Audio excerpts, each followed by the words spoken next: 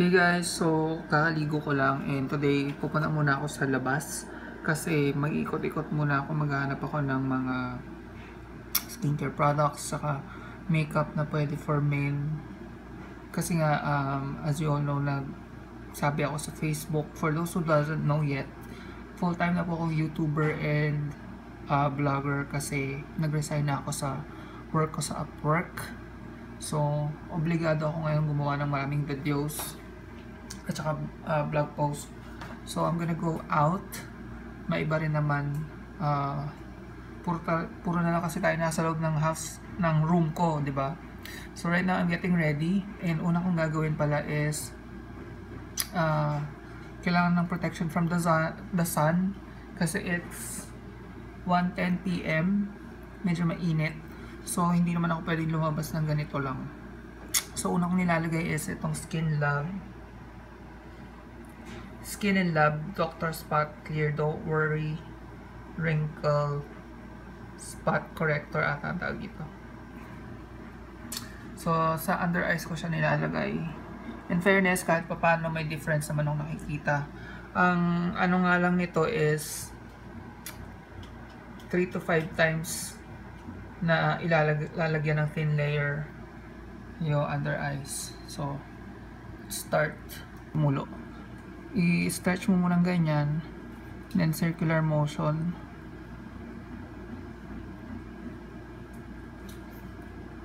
Yan. Then hayaan mong ma-dry yon. Then sa kabila, wait, ang hirap mag-vlog. Inilalagay is itong Maxi Peel Concealing Cream all over the face. Recently ko lang to trinay. Pangalawang beses pa lang today. Yung first try ko is okay naman siya. So may SPF siya na 20, lightweight, totoo lightweight siya and moisturizing, kaya medyo nagustuhan ko siya. So maglalagay muna ako. Vlog mag-isa, no? Actually mas mahirap mag-vlog sa labas kasi nagsasalita ka mag-isa, minsan pagtitingin ka ng mga tao, ganun. So ganito lang siya ilagay. Naglalagay din ako dito sa under eye area kasi nga parang concealer na rin siya. As you can see, natural lang yung itsura, diba? So tapusin ko lang muna yung buong face, pati sa neck naglalagay ako. Lips, ang nilalagay ko is itong Maybelline Baby Lips.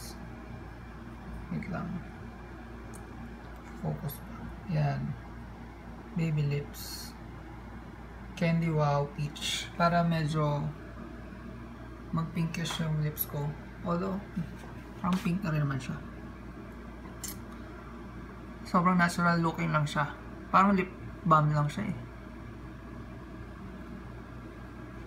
May konting shine lang, pero maya maya wala na rin yan eh.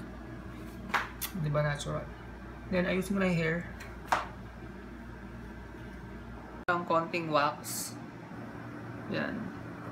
And nilagay ko siya habang medyo wet pa. I don't know. For me, mas gusto ko yung ganon kaysa yung dry na siya. So yan, this is just a simple look for today. Pang mall lang and halos naka-shorts na lang ako. So let's go! Sa labas, nasa Santa Lucia Mall na ako. Ito yung pinakamalapit na mall sa amin. And Christmas na siya dito. Ayan. Siyempre mukha na naman akong ewan. Nagsasalita ba't isa, diba? Pero marami naman siguro nakakaalam ngayon na yung mga nagsasalita mag-isa ay nag-vlog. Sabi naman ng cream, island powder na creamy glow, 150 na. Ano kung Santa Lucia, may extension pa doon. Ang tawag naman doon, Centro. Kaya may break na, kung mas sobrang laki, kailangan ko joke na. Dito sa Santa Lucia, tapos sa gilid niya may mga kainan dyan, ganyan, may R&B. Tapos dito sa kabilang side, yung sa mga babagian, puro kainan din. Ito naman yung sentro, may mga condo dyan, tapos yung baba, may mga kainan pa rin dito sa gilid. Kasi nakikita yung bundok na yun, Antipolo na yun. Last lang sa Antipolo. Such a great day, diba? Ganda ng na nga ako dun sa Santa Lucia na department store, pero pupunta pa akong Watsons kasi hindi naman kompleto doon. May mga bibili ba ako sa Watsons. And ito, sabi ni Madam Faye, ang ganda lang pumili ulit sa pagkain. And ang mga sagalang tayo na bibili, all-in-one bibili. Lalo mo kung fresh mo yung hindi mo yung natural. Yung natural lang. Mag-grocery na. Ito talaga ako nag-grocery. Mas maluwang kasi dito. And Christmas songs na yung play. Tingnan mo na papabukas sa bar. Yan, nakita ko itong cute. Ito yung amoy nito. Yung mga lang siya sa pag ginanan mo, tapos inamoy mo, bango niya. Bango na, itsura ko. Amoyin ko lahat. Pati itong slide. Pakita ko lang, may Christmas tree na kami. 6 feet tall yan. Tama ba? Oo, kasi mga 5'8 ako eh. And mini haul lang muna kung ano yung mga pinagbibili ko.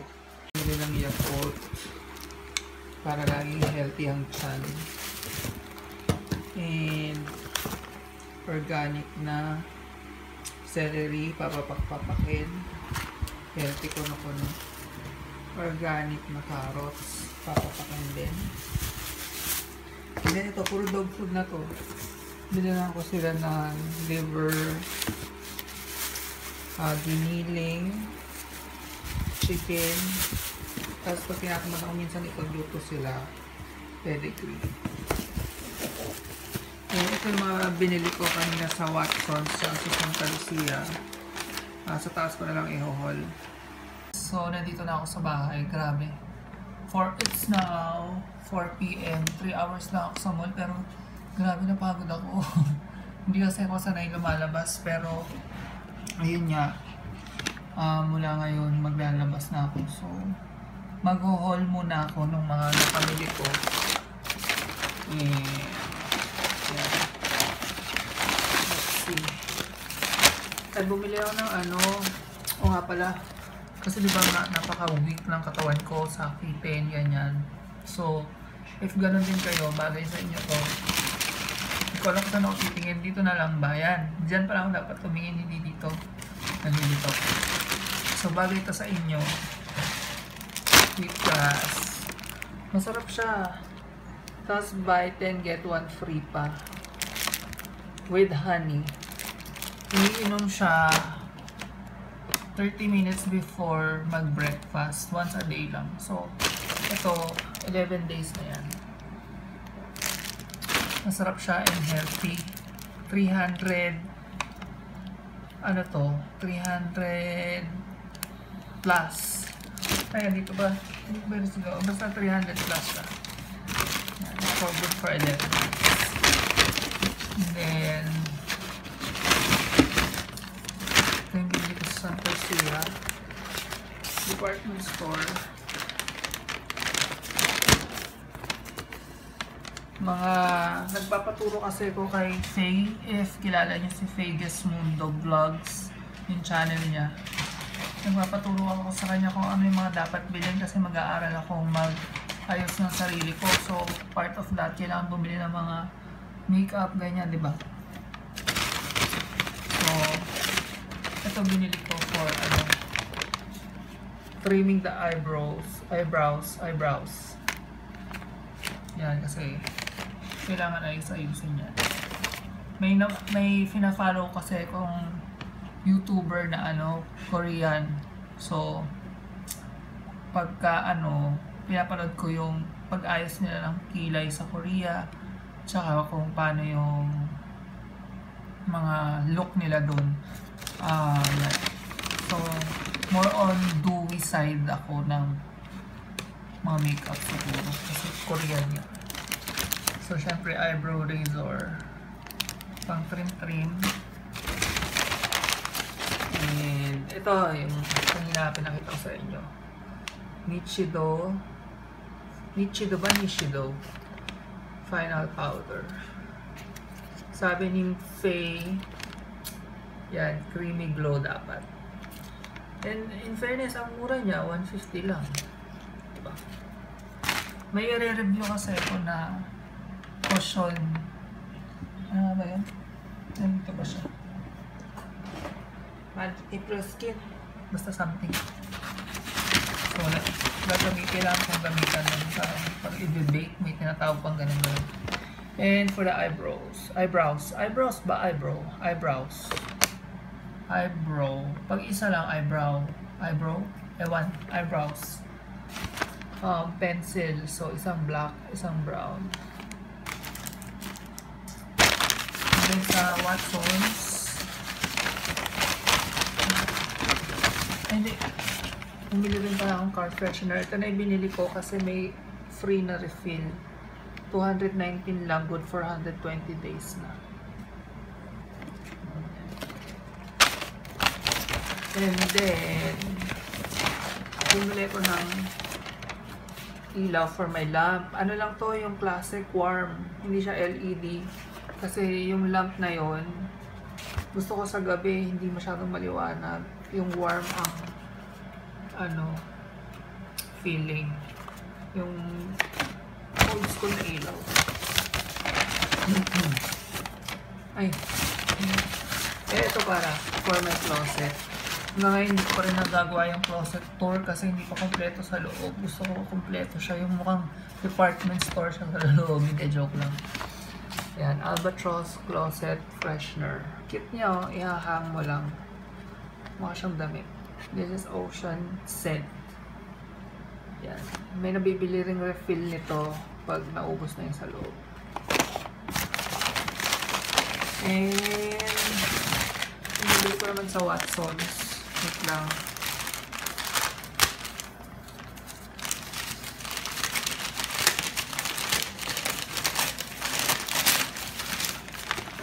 Ang hirap din mag-haul, no? Kasi hawak mo isang cam, tapos hawak mo yung product. So, bumili nga ako ng Maybelline na all-in-one Clear Smooth all-in-one BB cream. Natural yung kinuha ko. Kasi dito sa kabila, yung fresh, parang hindi ko type yung kulay. So, I'm gonna do a test din ito siguro, first impression. And yung sinabi nga, ay ito, dati pa akong gumagamit nito. So, yan, bumili uli ako. Bumili rin ako ng eye white nose pack. Tinatamad na kasi ako mag-DIY eh, pero ito, ano din, yung pinakita ko nga kanina, yung BB Holic. And I'm gonna try this one. Hindi ko pa ito na-try. So, I'm gonna try it. So, yun lang. Yan lang yung mga pinamili ko. And, ayun. So, yun nga. Konting kwento lang guys, no? So, nagsabi na nga ako sa Facebook na magpo-full time na akong YouTuber. So, ngayon, kailangan ko mag-practice mag-vlog. Lalo na sa labas. Kasi, sa labas naiilang talaga ako eh. I'm sure hindi lang naman ako yun. Siguro yung mga ibang vloggers din, lalo na yung mga nag-uumpisa, nahihirapan sila mag-vlog sa labas kasi minsan pagtitingin ka ng tao, di ba? Niisip baliw ka. And, o nga pala, baka iniisip nyo, paano ko na-afford full-time na YouTube? Eh, hindi naman ganun karami yung views ko. Especially yung recent videos. Pero, if you check yung mga old videos ko, nasa thousands na po lahat yung views niya. Kasi kahit luma yun, meron pa rin nanonood. So, from there, may nakukuha pa rin akong kita kahit papaano. And then, yung isa nga, yung YouTube channel ni Mama, dalawa kasi kami doon. Ako nga yung taga-video, edit, upload. Tapos, gagawa ko rin yun ng vlog. Kaya, hati kami sa kinikita. So, yung kita ko sa channel ko, tapos kalahati nung sa channel ni Mama, enough na yon para makapag full time akong YouTuber tsaka vlogger. Kaya nag-decide na talaga ako na kailangan ko na siguro